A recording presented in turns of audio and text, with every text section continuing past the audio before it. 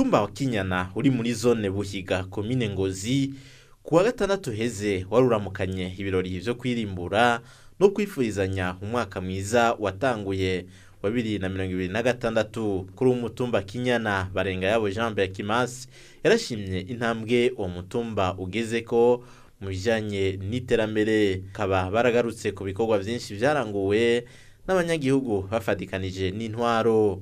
Ku mutumba wa Kinyana uyu mwaka wa 2025 wagiye kurangira amabarabara 9 yaciwe, amasoko y'amavomo yasubiwemwo. Aha rero nkahamagarira bene gihugu twese uko turi uko tungana, ajya amabarabara ni itunga rya twese. Tuvuze itunga rya twese ni jewe, ni wewe, ni uzoza, ni n'uzohaca, niryo rutunga rya twese.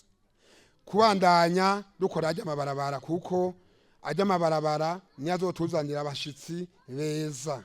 Ibijanye n'ibarabara murabizi, ahaciye ibarabara iterambere irakurikira. Naho hari bimaze kurangurwa, abanyagihugu bemeje ko umutumba ugikeneye kugwizwamwo amazi meza hamwe n'amatara kugira ngo iterambere ribandanye gutsimbatara.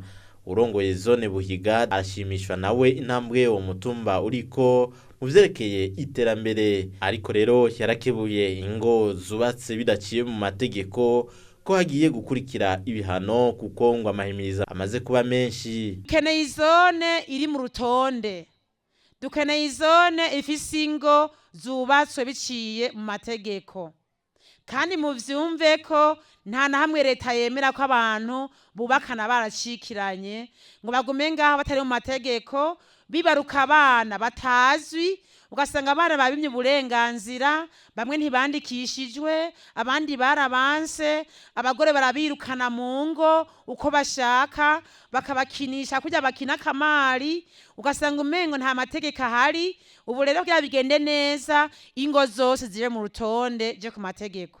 Ivyo birori vyaranzwe no gushimira bitanze mu bikorwa vy'iterambere mu guteza imbere uburimyi, cyane cyane igiterwa civoka, gutsimbataza umubano mwiza n'intwari ibereye, hamwe no guteza imbere igisata c'inkino kuri uwo mutumba wa Kinyana. Kabaye kandi n'akanyamuneza mu gusangira hamwe ku banyamutumba wa Kinyana.